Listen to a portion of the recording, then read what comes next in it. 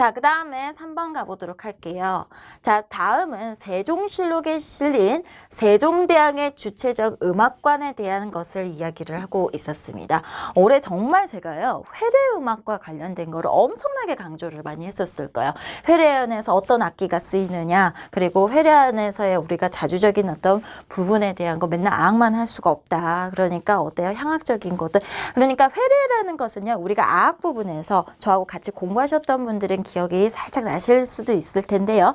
조예악, 그 다음에 회례악 이렇게 순서대로 갔었던 거 기억나실 거예요. 조예악 다 만들고 났어요. 어마어마하게 조예악을 많이 만들고 나서 회례도 모든 것들을 악으로 해야 된다라고 했는데 이미 그때 이제 세종이 많이 늙었었을 때예요. 그래서 이제 이 사람이 늙어가면서 본인이 돌아가시기 전에 나는 조선인인데 라고 하면서 조선의 음악에 대한 것을 우리가 또 정비를 해야 되지 않겠느냐라는 것을 걱정을 많이 하셨었죠. 그래서 이 회례연이라고 하는 데서는 동짓날에 이제 섣달에 이제 그 신하들하고 자 우리가 우리 조선을 잘 해봅시다. 잘 경영을 해봅시다. 라고 하면서 그런 어떤 연례를 베푸는 자리라고 보시면 되겠어요. 그래서 지금 여기에 관련된 여기에서는 이제 회례라는 말은 없었지만 실제 이 주체적 음악과는 어디에서 보여지느냐라고 했었을 때는 회례연에서 사용되었던 음악들을 어떻게 했느냐라는 것을 가지고 우리가 볼 수 있어요. 아마 여러분들이 많이 공부하셨을 텐데요. 이거는 지금 제가 모의고사를 참조해 온 거예요. 보시면 알겠지만은 의식이 이렇게 있었을 때 반은 악으로 가고 반은 소각격의 향당으로 갈 것이다 라는 거 어디선가 들어본 것 같죠? 이게 이거였었습니다. 자, 그렇다면 지금 세종실록에 우리가 문헌에 대한 것도 굉장히 잘 보셔야 돼요. 세종실록에서 이런 이야기가 있었구나. 자, 그러면 지금 내용을 한번 보도록 할까요? 성명한 시대에 소중히 여기는 것은 예와 악인데 라고 이야기를 하고 있죠. 그래서 악이 들어왔었을 때 다 어떻습니까? 바로 이런 어떤 조화, 애악적인 부분이 많이 반영이 된 거죠. 그래서 악을 소홀히 하면 매우 부당합니다. 반드시 옛 법대로 하게 하소서라고 나오고 있어요. 그러니까 악은요 이미 그 음악 자체가 사실은 굉장히 형식적이에요. 그렇지만 의미가 있는 것이 음과 양의 어떤 조화로움과 이런 것들이 반영된 음악이었던 거죠. 여러분들도 아시겠지만은 고려시대 이미 어떻습니까? 음과 양의 조화가 많이 무너졌었어요. 무신정권 시기 이후에 악이 많이 무너졌었던 그 시기가 있었고 세종 때에 가서야 박연을 통해서 이것들을 정비를 했다라는 이야기 들어보셨을 거예요. 그런 이야기를 지금 하고 있는 거죠. 그래서 지금 여기에서 말하는 것은요. 우리가 악의 음악에 대한 것을 계통적 분류로 분류를 하라고 했죠. 우리가 계통분류 아마 여러분들이 계통분류 악학계범에서 많이 봤을 거예요. 계통에 따른 분류 악학계범에서는 어떻게 분류한다고 이야기를 해요? 향악, 악, 당악, 향악 이렇게 분류한다고 이야기를 하죠. 바로 그걸 이야기하는 거예요. 이런 용어들이 굉장히 명료해졌다라는 거예요. 그래서 우리가 이번 어떤 이런 것들이요. 예전에는요. 그냥 분류법을 쓰시오라고 한 쑥 넘어갔던 것들이 상당히 명확하게 문제에서 제시를 하고 있었던 것 같습니다. 자, 그 다음에 세종. 우리나라 사람들은 살아서는 향악을 듣고 죽는 뒤에 악을 연주하는 것이 과연 마음에 걸려 라고 이야기를 하죠. 우리나라 음악이 비록 다 잘 됐다고 할 수는 없으나 반드시 중국에 부끄러워할 것도 없고 우리 꽤 얼마나 좋은데 라는 이야기를 하고 있죠. 중국의 음악이 어찌 다 바르다고 할 수 있는 건가.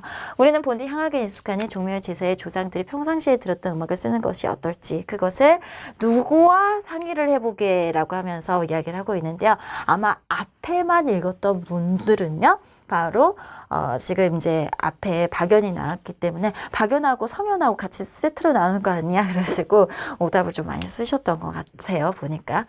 그런데 문제를 끝까지 제가 항상 뭐라고 그랬죠? 맥락을 그랬어요. 어떤 단어에 꽂히면 절대 안 된다고 그랬었죠? 바로 이런 부분들이에요. 자, 보니까 지금 여기에서 풍류를 쓰고자 향을 다 버리는 건 절대 안 돼! 라고 이야기를 하고 있어요. 이런 부분들이 바로 자주적 부분에 대한 이야기를 하는 거고요. 그래서 이에 누구는 성상 하교가 과연 그라옵니다. 어찌 향악을 모두 버릴 수 있겠습니까? 항상 우리가 외웠던 거 있었습니다. 바로 세종은 박연을 통해서 악을 정비하게 하고 맹사성을 통해서 향악을 정비하겠다라고 이야기를 하죠. 사실 근데 세종대왕님께서 이거를 완벽하게 완수하지 못하고 그 대를 누가 이어받아 갑니까? 바로 세조가 이어받아 가죠. 우리가 다음 문제에서 세종이 또 한 번 문제가 될 수도 있긴 하겠지만은 이러한 어떤 전통을 이어받아서 세조의 향학적인 발전, 그러기 때문에 어때요? 오음계를 활용한 어떤 오음약보 같은 것들도 나오고 향학에 대한 것이 세조실록에서 엄청나게 많이 담아져 있잖아요. 그래서 그런 부분들이 또 이어져서 나올 수도 있겠고요. 세종 때와 세조 때를 또 비교해서 문항을 물어볼 수도 있을 것이고, 문항은 얼마든지 여기에서 나올 수 있는 경우의 수는 여러 가지가 될 수 있을 것 같아요. 자, 그래서 지금 여기에 나와 있는 공통적으로 들어갈 인물을 물어보고 있었습니다. 인물, 그죠? 맹사성. 글쎄요, 박연은 아마 여러분들이 많이 기억하고 계셨을 것이고요. 그 다음에 우리가 중등 교과서에서 보통 박연까지는 굉장히 많이 나와요. 맹사성은 살짝 아웃사이드인가 싶기도 했을 텐데요. 사실 우리는 이제 전문가다 보니까 향학이 어쩌면 우리한테 또 중요한 부분이잖아요. 그래서 맹사성에 대한 인물, 자 그렇다면 우리는 이걸 가지고 알 수 있는 거, 뻔한 인물을 외우는 거가 아니라는 거예요. 그러니까 과거 시험 문제에서 뭐 고려사학지나 뭐 우리가 고려도경이나 이런 어떤 고려시대가 나오면서 정인지가 누구냐, 서긍이 누구냐, 이런 사람들 정말 낯설었었거든요. 그 당시만 해도. 근데 여러분들이 공부를 하실 때는 이제 기출이니까 하고 열심히 외웠었을 텐데, 이런 단어들이 아무래도 박연보다는 여러분들 맹사성은 조금 덜 들어봤었을까요? 그랬었을 것 같아요. 그러다 보니 좀 익숙치 않은 인물들, 우리가 좀 자세히 시험 막판에는 더 자세히 국악사를 볼 때는 바로 인물들의 일이 무엇을 했는가를 찬찬히 살펴볼 필요가 있겠구나라는 거 아시겠죠? 자, 그래서 우리가 이미 또 이렇게 공부를 했었습니다. 여러분들이 나중에 또 다시 공부를 하셔야 되는 분들, 혹은 지금 이제 올해 본격적으로 공부를 하셔야 되는 분들, 지금 회례에 대한 이야기라고 상소 올린 걸 이미 제가 올렸고요. 동일한 문장이 지금 여기에 있었어요. 그래서 다음 정답 맹사성이 대파기를 하면서 어찌 향약을 버릴 수 있겠습니까? 곁들여서 씁시다 라고 해서 회례예언의 절차에서 지금 등원가가 나온 거 보니까 이쪽은 악류적인 부분인 것 같고요.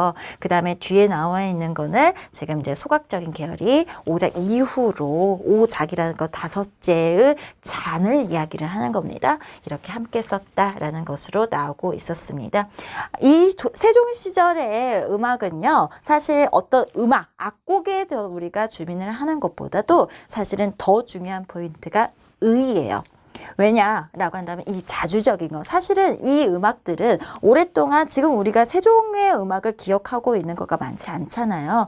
그러니까 음악적으로 뭔가 발전되고 음악적으로 화려하고 음악적으로 의미가 있고 음악의 어떤 발전적인 부분들을 가져왔고 이런 것보다도 우리의 어떤 자주적인 어떤 사관을 가지고 음악의 발전, 우리의 향학적인 발전을 추구해 보려고 했던 그 정신이 굉장히 중요한 포인트였다라는 거죠. 그래서 공부를 하실 때도 어떤 부분이 중요한 포인트인가라는 거를 알아가면서 공부를 해보는 거가 굉장히 중요한 부분이 될 것 같습니다.